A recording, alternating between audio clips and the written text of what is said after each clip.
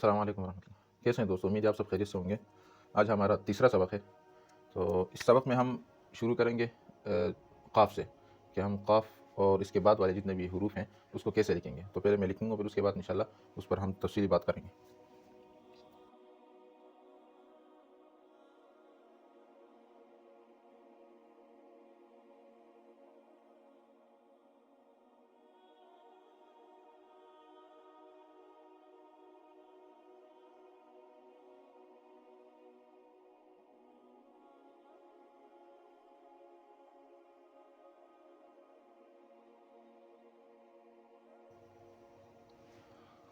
आज हम इंशाअल्लाह ये तकरीबन 6 हुरूफ़ हैं, ये सीखेंगे कि इस तरह ये हुरूफ़ कैसे लिखे जाते हैं और इसमें होने वाली कौन-कौन सी ऐसी गलतियाँ हैं जिसकी वजह से हमारे हुरूफ़ अच्छे नहीं लिखे जाते हैं और उन गलतियों का किस तरह इज़ाला किया जाता है। तो सबसे पहले हम बात करते हैं क़ाफ़ की।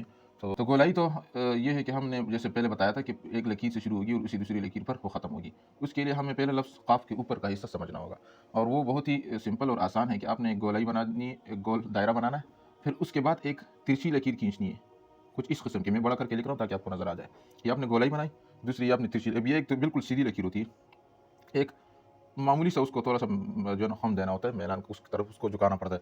तो जो है ना ऊपर का हिस्सा इस तरफ उल्टी तरफ झुका हुआ होता है, पहला हिस्सा जहाँ से आप शुरू करेंगे। इसका फ़ायदा ये होता है जब आप यहाँ से तिरछी लकीर खींचते हैं यहाँ तक, तो उसके बाद आप उसके साथ गोलाई जोड़ते हैं तो खूबसूरती बाकी रहती है। अगर हम बिलफ़र्ज़ हम ये तिरछी लकीर न खींचे, मतलब हमने क़ाफ़ की गोलाई बनाई और बिल्कुल सीधी लकीर खींचे, तो उसके बाद जब हम इसके साथ गोलाई जोड़ते हैं, मसलन ये हमने सीधी लकीर खींची है जैसे 9 लिखा हुआ है, जब हम इसके साथ गोलाई जोड़ते हैं तो बहुत जो है ना अनकंफर्टेबल लगता है, या मतलब परफेक्ट नहीं लगता है, क्योंकि यहाँ पर कुछ ऐसा लगता है जैसे ये कुछ थोड़ा सा टेढ़ा हो गया है। तो उसको बिल्कुल परफेक्ट जाविया और परफेक्ट एंगल देने के लिए हमें उसको थोड़ा सा टेढ़ा करना होगा। उसके पहले हिस्से को, मतलब जो हम ये जो इसके साथ ये एक छोटा सा हिस्सा बनाएंगे, तो इसको हमने थोड़ा सा टेढ़ा करके लिखना होगा, ताकि उसके बाद जब हम इसके साथ निचली जो गोलाई जोड़ेंगे तो वो बिल्कुल परफेक्ट आएगा और बहुत खूबसूरत दिखेगा। मसलन यहाँ हमने बनाया है पहला हिस्सा कि हमने गोलाई बनाई, उसके बाद उसके साथ ये छोटी सी लकीर बनाई। कुछ ज़्यादा नहीं लंबा करना है, क्योंकि मैं बड़ा करके लिख रहा हूँ ताकि आपको नज़र आ जाए, तो इस हिसाब से ये खुद भी बड़ा हो जाता है। अगर आपने बिलफर्ज छोटा लिखना होता है कॉपी रजिस्टर वगैरह में, तो उसमें आप बिल्कुल छोटा करके जितना आप क़ाफ़ लिख रहे हैं, तो इस हिसाब से आपने इसको भी बना देना होता है। ये नहीं है कि आप इसको तो बहुत बड़ा लंबा कर दें और इसकी गोलाई छोटी हो, या गोलाई बड़ी हो और आप इसको बिल्कुल छोटा बना दें, तो फिर नज़र नहीं आएगा। तो इस गोलाई के साथ मसलन आप लफ्ज़ कितना मोटा बना रहे हैं, कितना बड़ा बना रहे हैं, उसी के साथ इसका भी जो है ना आप साइज़ बड़ा कर देंगे। तो मसलन ये हमने बना दिया, गोलाई बनाई, ये गोल दायरा बनाया, उसके साथ हमने ये लकीर जो है, मैं इसको ज़रा वाज़ेह कर देता हूँ। ये चूँकि हम सादा पेन से सीख रहे हैं, तो सादा पेन में ये है कि उस वक़्त हम उसमें कट पेन वाले कानून जारी नहीं करते हैं। जैसे हम कट पेन मारकर ब्रुश वगैरह से लिखते हैं, तो उसके तरीक़ाकार में थोड़ा-सा फ़र्क होता है, क्योंकि यहाँ हम अपनी ख़त को खूबसूरत कर रहे हैं और अपनी हैंड राइटिंग को सही कर रहे हैं, तो उसके लिए हमें थोड़ा-सा ज़्यादा ध्यान देना पड़ेगा। तो ये मसलन ये लकीर है। अब यहाँ हमने इसके साथ गोलाई जोड़ी, नीचे से यहाँ आकर शुरू कर दी और यहाँ आके ख़त्म कर दी। तो ये भी आप देख सकते हैं कि इसका ज़ाविया, इसको देखें और इसको देखें, तो आपको इन दोनों से अंदाज़ा हो जाएगा कि ये कैसा लगता है और ये दोनों ये कैसे लगते हैं। तो दोनों में फ़र्क आपको लग जाएगा कि ये कुछ टेढ़ा सा लग रहा है। तो इस गलती की बिना पर हम इसको सीधा नहीं बनाएंगे। ये जो क़ाफ़ के बाद जो हम इसको थोड़ा सा दामन देते हैं ना, इसको हम थोड़ा सा उस तरफ झुकाव देंगे ताकि उसके साथ गोलाई परफेक्ट तरीके से आगे तक आ जाए। ये तो हुई क़ाफ़ की बात। इसके बाद काफ़ जो आगे आता है, ये लकीर भी मिल गई, चलो खैर है, हम बस सिंपल सी लकीर खींच देते हैं ताकि आपको समझ में आ जाए सिर्फ ये। इसके बाद आते हैं काफ़ की तरफ। तो हम पहले सबक में समझा चुके हैं कि अगर आप ये लफ्ज़ बा जो हम लंबा करके लिखते हैं, ये सीख चुके हैं, इसी तरह ये, तो आपके लिए आगे हुरूफ भी आगे जो है ना लिखना आसान हो जाएगा। तो इसके बाद हमने फ़ा और फ़ा का भी इस तरीक़ा सीखा, वो भी इसी तरह बनता है। तो इसी की तरह काफ़ भी बनता है। मसलन ये है कि इसमें आपने क्या करना है, इसके 2 हिस्से हैं। पहला हिस्सा अलिफ़ है। अलिफ़ तो सबसे पहले सीखा जाता है, तो अलिफ़ में आपने सीधी लकीर खींचनी है जिस तरह आम अलिफ़ लिखा जाता है, बिल्कुल सीधा। उसके बाद आपने उस बा के हिस्से को यहाँ से जोड़ देना है, आगे तक लेकर जाना है। बाकी इस पर वही तरीक़ाकार, वही कानून लागू होंगे जो हम उस बा के तरीक़े में समझा चुके हैं कि इसका पहला हिस्सा ऊपर होना चाहिए, दूसरा हिस्सा नीचे होना चाहिए। जैसे यहाँ पर है, मैं आपको दिखा देता हूँ, ये हिस्सा नीचे और ये हिस्सा थोड़ा सा ऊपर, और तलवार जैसी शक्ल होनी चाहिए, इसमें गोलाई होनी चाहिए, बिल्कुल सीधा ना हो। सही है, बिल्कुल हम बाज़ दफ़ा जब लिखते हैं ना तो हम इस तरह लिखते हैं, तो ये बहुत बुरा लगता है, क्योंकि इसमें कोई खूबसूरती नहीं है, ना ही कोई कानून को देखा है, ना किसी ख़त के तरीक़े के मुताबिक लिखा, इसलिए बुरा लगता है। तो आपने इसको उसी अंदाज़ से लिखना जिस अंदाज़ से इसको लिखा जाता है। तो क्या है कि आप पहले छोटा सा अलिफ़ बनाएं, उसके बाद इसको बा की तरह वही जो हम पहले सीख चुके हैं वो बा आपने जोड़ देना है। तो ये 2 चीज़ें तो हम पहले सीख चुके हैं, आपने बस इसको जोड़ना है। इसको जोड़ने के बाद आप यहाँ से एक तिरछी लकीर खींच के इसके साथ जोड़ दें, तो ये आपका काफ बन गया। ऊपर ये जो काफ का निशान है ये लगा दें बस, इससे ज़ाहिर हो जाएगा। तो ये काफ, ये चूँकि काफ 2 तरीके से लिखा जाता है, इस तरह फा भी 2 तरीके से और बा ता वगैरह भी 2 तरीके से लिखा जाता है। तो इसके लिए पहला तरीका ये है। उसके बाद दूसरा तरीका, तो वो भी उसी तरह जैसे हमने ता में समझाया था कि आप बस एक लकीर अलिफ बनाएं पहले। उसमें ये होता है कि पहले इस छोटे बड़े लंबे वाले काफ में इसमें ये वाला अलिफ थोड़ा सा छोटा लगाना होता है, क्योंकि आगे आपने खूबसूरती इस लंबाई से दिखानी है, जबकि इसमें आपने ये अलिफ थोड़ा सा बड़ा करके लिखना होता है। तो ये आपने बड़ा अलिफ बनाया, उसके बाद आपने इसके साथ वो जो हमने ता सीखा था वो जोड़ दिया। नजर में यहाँ पर लिख देता हूँ थोड़ा सा, ये अलिफ आया, इसके बाद आपने इसके साथ वो ता जोड़ दिए और इसके साथ वही। तो इसमें भी सेम वही 2 चीज़ें हैं जो आप इस जो है ना काफ में बना रहे हैं। काफ में हमने क्या कहा कि पहले आपने अलिफ जोड़ देना थोड़ा सा छोटा और लंबाई बड़ी ज़्यादा ना हो, उसके बाद ये लंबा वाला बा आपने इसके साथ जोड़ देना है, तो ये काफ बन जाएगा और तिरछी लकीर खींचनी है। इसमें क्या है कि इस अलिफ को बड़ा करना है और इसके साथ इस बड़े वाले बा की जगह ये ता जो हमने समझाया था आपको पहली वीडियो में, तो ये आपने जोड़ देना। ये जोड़ने के बाद ये आपका खूबसूरत काफ बन गया और इसमें आपको मज़ीद कुछ जो है ना मेहनत करने की ज़रूरत भी नहीं पड़ेगी। आप बस थोड़ा सा प्रैक्टिस करें ताकि इन दोनों का अलिफ और ता का जोड़ सही हो जाए, तो आपका काफ बनना आसान हो जाएगा। उसके बाद आते हैं लाम की तरफ। तो ये वो हरूफ है जो हम पहले बता चुके हैं कि अगर आप शुरू से लेकर अलिफ, ब और ये ता, उसके साथ फिर जीम, दाल और रा वगैरह सीन तक, ये हरूफ जब आप सीखेंगे ना और इस पर आप प्रैक्टिस करेंगे, मशक करेंगे, बहुत ज़्यादा मशक करेंगे, तब उसके बाद आपके लिए ये सारे आगे हरूफ सारे आसान हो जाएंगे, क्योंकि अगले वाले ये जितने भी हरूफ हैं वो सब आधे, तकरीबन आधे से ज़्यादा वो उसी से बने होते हैं। एक को जोड़ना, एक को दूसरे से जोड़ दिया, दूसरे को तीसरे से जोड़ दिया, तो इस तरह से ये हरूफ बन जाते हैं। अब यहाँ लाम में भी वही बात है, आपने इसमें क्या करना है, गोलाई हमने जैसे काफ में आपको बताया है और गोलाई की तफसील क्या है, गोलाई हम किस तरह लिखेंगे, इसमें हमसे क्या गलतियाँ हुई है, वो भी हम उस वीडियो में तफसीली बता चुके हैं। यहाँ आपने अलिफ, लंबा अलिफ लिख देना है। मसलन मैं यहाँ पर अलिफ लिख देता हूँ, ये हमने अलिफ थोड़ा सा लंबा करके लिख दिया है यहाँ तक। अब इसके साथ हम वही गोलाई बनाएंगे जैसे हमने काफ में बनाया, सीन में बनाया, साद में बनाया। तो ये हमने इसके साथ गोलाई जोड़ दी, तो ये लाम आसानी से बन गया, इसमें और कोई इधर उधर करने की ज़रूरत नहीं है। हम क्या करते हैं, हम जब लाम लिखते हैं तो ये अलिफ खींचा और बस ये कर दिया, ये तो अभी कुछ सही आया, कुछ ज़्यादा ख़राब कर देते हैं हम। तो वो क्या होता है कि हमें ना गोलाई का पता होता है और ना अलिफ का पता होता है कि अलिफ कैसे लिखा जाता है। बाज़ अब हम, जैसे मैं पहले बता चुका हूँ, कि हम स्टाइल देने के लिए उस अलिफ को थोड़ा सा टेढ़ा कर देते हैं इस तरह। एक तो गोलाई हमारी अच्छी नहीं आई, ऊपर से हमने अलिफ भी टेढ़ा बना दिया है, तो बिल्कुल वो दिखने लायक नहीं होता, ये देखने लायक नहीं होता ये लाम। तो इसलिए आपने इस चीज़ को समझना है कि अलिफ को आपने सीधे करके लिखा है, जैसे लिखना है जैसे हम पहले बता चुके हैं। उसके साथ आपने आप हम गोलाई का हमने आपको सिखाई है, तो वो गोलाई जोड़ देनी है, तो आपका लाम आसानी से बन जाएगा। इसके बाद अगला हरफ है मीम। मीम ये हरफ बाकी हरूफ से थोड़ा सा मुख्तलिफ है, क्योंकि इस तरह का कोई दूसरा लफ्ज़ पीछे नहीं आया कि जिसमें वो चीज़ें इस्तेमाल हुई हो पहले से। जैसे हमने आपको काफ में बताया, काफ की गोलाई में, काफ की गोलाई में, लाम में वगैरह, लेकिन मीम में जो है ना वो सारी चीज़ें थोड़ी सी डिफरेंट हैं। बस आपने इसमें चंद गलतियाँ हैं ऐसी जो हम करते हैं, आपने उन गलतियों को नोट करना है। जब हम मसलन मैं मीम लिखता हूँ, मैंने मीम लिख दिया है, अब इसमें क्या गलतियाँ हैं मुझे नहीं पता। जब मुझे गलतियों का पता नहीं होगा तो मैं उसको ख़त्म कैसे करूँगा। तो सबसे पहले हमें ये पता चल जाए कि मीम में हमसे होती कौन सी गलतियाँ हैं। जब वो सारी गलतियाँ हमारी नज़र में आ जाएँ, उसके बाद जब हम मीम लिखेंगे ना, और अगर वो अच्छा नहीं लगता तो हम देखेंगे कि इसमें से कौन सी गलती पाई जा रही है जिसकी वजह से हमारा ये लफ्ज़ गलत जो है ना वो ख़राब दिख रहा है। तो वो जब हमें वो गलतियाँ मालूम होगी तो हम खुद ब खुद उस अपने उस लफ्ज़ की गलती को जान लेंगे कि भाई हमने यहाँ पर थोड़ी सी जो है ना वो गड़बड़ की है।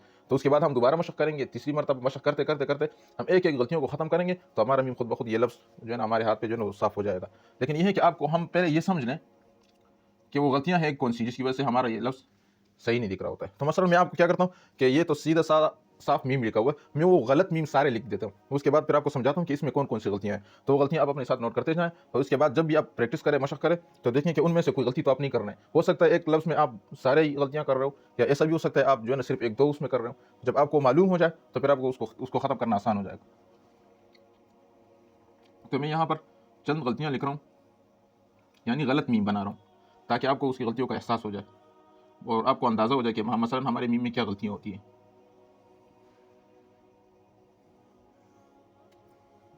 ये 3 हो गए, ये 4 हो गए, और ये 5 हो गए,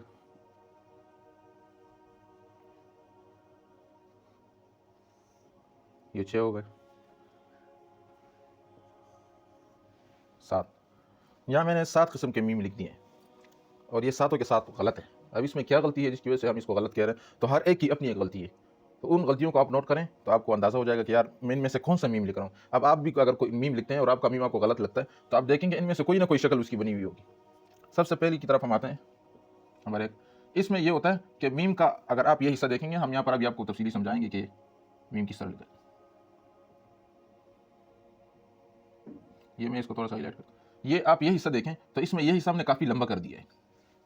ये जो मीम से जो है ना अलिफ की तरफ, इसकी जो लंबाई की तरफ जो लकीर आई है, इसको हमने कुछ ज़्यादा लंबा कर दिया। इस लंबाई की वजह से ये मीम बहुत बेकार लग रहा है। मसलन मैं यहाँ पर दोबारा यही बेकार वाला मीम लिख देता हूँ, तो ये हद से ज़्यादा मोटा लंबा होने की वजह से अच्छा नहीं लग रहा है। तो आपने इस गलती को नहीं दोहराना है, मतलब इसको आपने ज़्यादा लंबा नहीं करना है।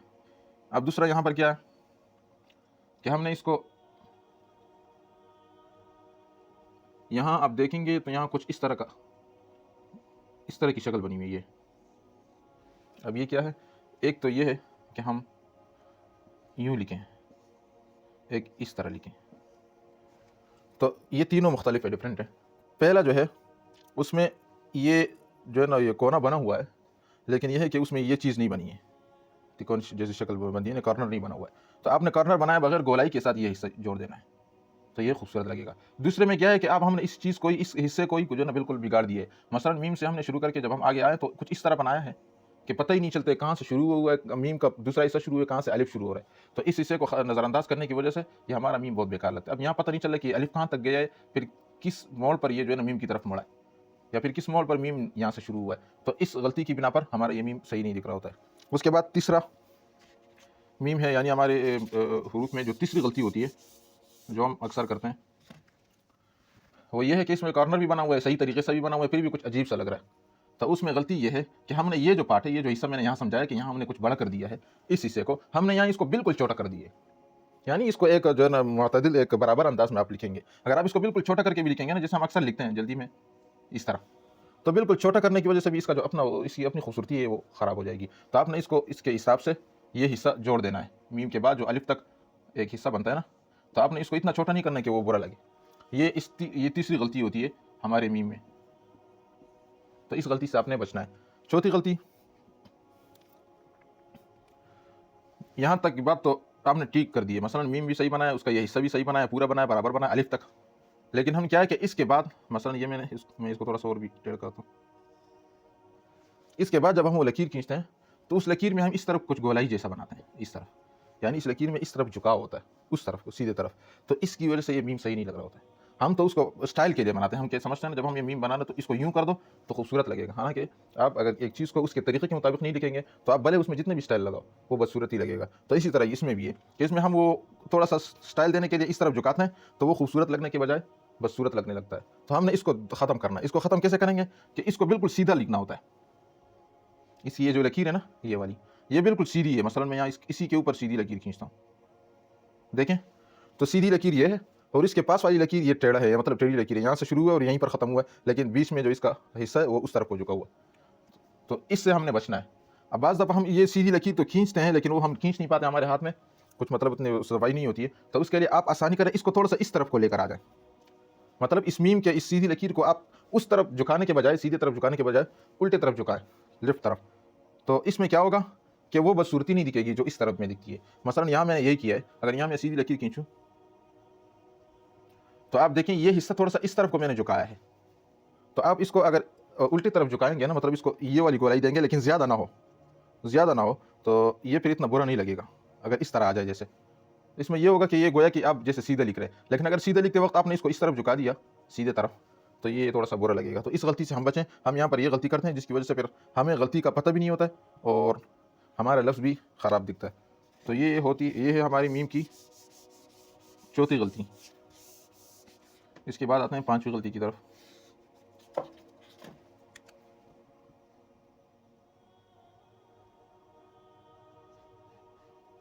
मैं इसको वही जो गलत लिखा हुआ है उसी को मैं ज़ाहिर करता हूँ ताकि आपको गलती नज़र आ जाए। अब ये एक पांचवा मीम, चौथे की बात तो हम कर चुके हैं। इसमें क्या है कि हमने ये भी सही बनाया, उसके साथ ये हिस्सा भी पूरा बनाया, उसके बाद ये अलिफ के साथ जो गोलाई भी है ये भी हमने परफेक्ट बनाई है, उसके बाद अलिफ भी उसी तरह सीधा बनाया। यहाँ आके हमने गलती कर दी। यहाँ क्या गलती की? गलती ये की है कि हमने जब मीम बनाया यहाँ तक हम सीधा लेकर आ गए ना, तो इसको यहीं हमें रोकना था, यहाँ इसके आगे नहीं जाना था। लेकिन हमने इसको जो ना स्टाइल, जैसे मैंने बताया ना कि हम बाज़ दफ़ा कुछ खूबसूरत बनाने के लिए उस चीज़ को बदसूरत कर देते हैं, तो यहाँ ये यही हुआ है कि हम इसको खूबसूरत बनाने के लिए हमने इसमें स्टाइल करते हुए ये कर दी। ये पूरा मीम इस हिस्से की वजह से बेकार लग रहा है, ख़राब लग रहा है। तो आपने ये नहीं करना है। आपने क्या करना है, जब आप मीम को बना रहे हैं, तो मीम बनाते वक्त जब आपने सारा मीम बना दिया और नीचे आके रुक गए, तो बस यहीं रुकना है। मज़ीद ना आगे इसको लेकर जाना है और ना जो ना इसको यूँ टेढ़ा करके डिज़ाइन बनाना है, क्योंकि उस डिज़ाइन से उसमें कोई खूबसूरती नहीं आएगी, उल्टा आपका लफ्ज़ ख़राब हो जाएगा। उसके बाद ये है, तो इसमें बस ये है कि इस वाले मीम में कि हम जब लफ्ज़ लिखते हैं तो इसको, इस मीम के इस लकीर को हम टेढ़ा कर देते हैं। सब कुछ सही भी बना लेते हैं। मसलन हमने पूरा सही मीम बनाया, नीचे आ गए, लेकिन ये हमारा जो है ये लकीर हमारी टेढ़ी जा रही है। अगर ये अब हमने सीधा भी लिखा हुआ है, इसकी लकीर सीधी भी बनाई है, ऊपर भी सही बना हुआ है, लेकिन इसका रुख चूँकि ज़रा टेढ़े की तरफ जा रहा है ना, हमें अलिफ तो सीधा वाला बनाना था ना, तो वो सीधा नहीं बना हुआ है, इस वजह से ये सही नहीं लग रहा है। इसकी वजह से ऐसा लग रहा है जैसे ये लफ्ज़ थोड़ा-सा इसमें जो टेढ़ापन आया है। मसलन अगर यहाँ हम इसके सीधा वाला अलिफ बनाते, कुछ इस तरह लगता। ये अब ये बहुत मामूली फ़र्क है, लेकिन ये जब आप प्रैक्टिस करेंगे तो आपको ये फ़र्क फिर खुद ब खुद नज़र आएगा कि भाई यहाँ पर मैंने ये गलती कर दी। तो हम इसमें ये गलती करते हैं कि लफ्ज़ के अलिफ हमने बिल्कुल सीधा लिखना होता है, तो हम उसको सीधा लिखने के बजाय थोड़ा-सा टेढ़ा लिख देते हैं, जिसके बाद फिर वो उसमें गलती हमें नज़र भी नहीं आ रही होती है और लफ्ज़ भी हमें सही नज़र नहीं आ समझ नहीं आ रहा होता कि ये लफ्ज़ सही लिखा हुआ है कि नहीं। तो उस कमज़ोरी की वजह से फिर हमारा वो लफ्ज़ बिगड़ जाता है। तो ये हमारी जो है ना छठी गलती है मीम में। इसके बाद आते हैं सातवीं गलती की तरफ, जो कि बिल्कुल कॉमन है और आम हमारी लिखाई में, जब हमें लिखना नहीं आ रहा होता है तो हम यही करते हैं। और वो क्या है, हमने बिलफ़र्ज़, ये तो मैंने बिल्कुल जल्दी में लिख दिया, हमने सब कुछ सही बनाया हुआ है, लेकिन ये जो बुनियादी हिस्सा है मीम का, ये हमने गलत लिखा है। जहाँ से हमने शुरू करना है, स्टार्टिंग ही हमारी गलत है, भले उसके बाद हम पूरा मीम क्यों सही ना बना दें, लेकिन हमने जहाँ से स्टार्टिंग लेनी है, जिसको हम मीम कह रहे हैं, उसकी शक्ल ही हमने बिगाड़ दी है, तो वो लफ्ज़ कहाँ अच्छा लगेगा। तो हमने इसमें गलती क्या करी की है कि हम जब मीम बना रहे तो हमने इसको नीचे से इसकी गोलाई बनाई, नीचे से गोलाई बनाने के बाद हम इसको सीधा लेकर आ गए। अब ये मीम बनाने का कोई तरीका नहीं है। अगर कोई इस तरह लिखता है तो बस मतलब खारफुनी के लिए तो सही है, लेकिन तरीके से लिखाई में इस तरह का मीम बिल्कुल इस्तेमाल नहीं होता है। तो ये इसका फिर ये हिस्सा कैसे बना है? अब बात शादी करेंगे कि जब हम ये मीम बनाते हैं तो खामखा इसको कुछ ना कुछ हिस्सा तो देना होता है ना, तब हम कैसे दे दें? ये ना बनाएं तो फिर इस तरह बनाएं, अगर यूँ ऊपर से इस तरह बना दें तो क्या वो सही होगा? तो जल्दी में लिखाई के लिए तो ये सही है, लेकिन परफेक्ट राइटिंग के लिए ये लफ्ज़ भी इस तरह भी नहीं लिखा जा सकता है। बल्कि आप ये देखें, ये जो मैंने यहाँ पर थोड़ा बनाया हुआ है, आपको पता नहीं उस हिसाब से आपको नज़र आ रहा है वीडियो में क्या नहीं, लेकिन मैं यहाँ पर ज़रा बड़ा करके आपको समझाता हूँ। हम जब कट पेन से लिखते हैं तो इसका हिस्सा, जैसे हमने एक नुक्ता बनाया, कट पेन का मतलब मेरा ये होता है, जैसे आपने देखा है ना, ये कट मार्कर वगैरह होते हैं या कट कलम, ये जो लकड़ी के होते हैं या फिर जो दूसरे होते हैं, तो उसमें जो कट हिस्सा होता है, जब हम उससे नुक्ता बनाते हैं तो वो नुक्ता कुछ इसी तरह बन जाता है। आपको समझ आ रहा होगा, हम यहाँ पेन रखते हैं और खींचते हैं उस तरफ, तो इस तरह नुक्ता बन जाता है। अब इसको जो है ना हम कट पेन में आसानी से समझते हैं, तो मैं यूँ समझो आपको, आप यूँ समझे कि मैं कट पेन के जरिए आपको समझा रहा हूँ। तो यहाँ तक हमने ये बना दिए। अब जब हम मीम बनाते हैं तो मीम में क्या है, मीम में भी ये सेम नुक्ता इस्तेमाल होता है। मसलन सादा पेन से तो आप नुक्ता लगाएंगे कुछ इस तरह आएगा ना, लेकिन कट पेन से आप नुक्ता लगाएंगे तो इस तरह नहीं आएगा अगर आप सीधा रखेंगे कट पेन, बल्कि वो तो कुछ इस तरह आएगा क्योंकि वो कटा हुआ है। तो उसके लिए आप जब नुक्ता बनाएंगे, आपने कट पेन के जितने भी देखेंगे तो वो कुछ इस तरह बनाना पड़ेगा, आपको पूरा करना पड़ेगा। तो बिलफर्ज हमने पूरा कर दिए। अब इसके बाद जब हम मीम बना रहे हैं तो ये हिस्सा हमने पहले बनाया, उसके बाद दोबारा हम यहाँ से यू लकीर खींचेंगे, आगे आएंगे इस तरफ, यानी इस हिस्से को, इस नुक्ते को हम दरमियान में काट देंगे, यानी आधा हिस्सा हम ऊपर आ जाएगा और आधा हिस्सा दोबारा जब हम इस पर पेन घुमाएंगे तो आधा हिस्सा इसमें छुप जाएगा यूं। ये अब ये हिस्सा देखें तो आपको समझ में आ गया कि ये मीम बन गया। तो कट पेन से, मार्कर से, ब्रश से, कलम वगैरह से इस तरह मीम लिखा जाता है। लेकिन यहाँ जब हम सादा पेन से लिखते हैं तो वहाँ तो इस तरह हम नहीं लिख सकते, क्योंकि अगर हम वहाँ इस तरह लिखने की कोशिश करें तो नज़र ही नहीं आ रहा होता है। तो अगर चाहिए भी सही है, लेकिन अगर आप चाहते हैं कि थोड़ा सा नज़र आ जाए, साफ दिखे, तो आप बस इस नुक्ते को थोड़ा सा हाईलाइट करें, थोड़ा सा मोटा कर दें, बस इतना पेन के हिसाब से। तो मोटा करने के बाद आप बाकी पूरे लफ्ज़ बना लें, तो ये आपका मीम बिल्कुल साफ भी दिखेगा, खूबसूरत भी दिखेगा। इजाफी इधर उधर की चीज़ें ना लिखें, मसलन यूँ करना या फिर उल्ट नीचे की तरफ से यूँ बना देना, ये खूबसूरत नहीं लगता है। तो आप इस तरह की गलती करने से खुद को बचाएं, बल्कि परफेक्ट जो अंदाज़ है उस तरह मीम लिखने की कोशिश करें। उम्मीद है आपको मीम की ये सारी गलतियाँ समझ में आ गई होगी। तो अगर आप भी अपनी लिखाई में देखें कि इस तरह के मीम आप लिखते हैं, तो इनमें से जो भी आप गलती कर रहे हैं, हो सकता है आपकी मीम में ये सारी गलतियाँ हो, या 2-3 हो, या सिर्फ एक हो, तो उस पर नज़र रखें, उसको देखें और उसको सही करने की कोशिश करें, प्रैक्टिस करें। ये मीम की बात हो गई। इसके बाद सबसे आखिरी लफ्ज़ नून है, तो नून मैं समझा देता हूँ। वो इतना मुश्किल नहीं है, क्योंकि जैसे मैंने पहले कहा कि ये सारी चीज़ें हम पहले आधे हम पढ़ चुके हैं पिछली वीडियोज़ में, अगर आपने नहीं देखे दोबारा देखें तो वहाँ हम ये सारी चीज़ें समझा भी चुके हैं, पढ़ भी चुके हैं। बस यहाँ उनको अलग एक दूसरे को जोड़ना होता है और उस जोड़ से हमें वो लफ्ज़ खुद ब खुद सामने आ जाता है हमारे लिए। तो इस नून में क्या है, हम ये अलिफ लिखते हैं तो अलिफ को बिल्कुल छोटा लिखें, मसलन ये हमने छोटा सा अलिफ लिखा बिल्कुल। अब उसके बाद जो हम ये गोलाई बनाते हैं सीन, शीन, साद, काफ, लाम, तो वही गोलाई इसके साथ जोड़ दें, ये हमारा नून तैयार हो गया। बस इसमें इतनी सिंपल बात है बस। तो आप ये है कि गोलाई कैसे बनाई जाती है, तो उसके लिए आप पिछली वीडियोज़ जो हमने जो है ना क्लास दिए, पहला सबक और दूसरा सबक है, आप वहाँ जाके देखें कि इसमें गोलाई बनाने का तरीका क्या है। तो अगर आपको तरीका समझ में आ जाए तो अलिफ बनाना कुछ मुश्किल नहीं है। आप बस पहला हिस्सा बनाएं, ये छोटा सा अलिफ, उसके बाद आपने इसके साथ गोलाई जोड़ दी, तो आपका ये नून तैयार हो गया।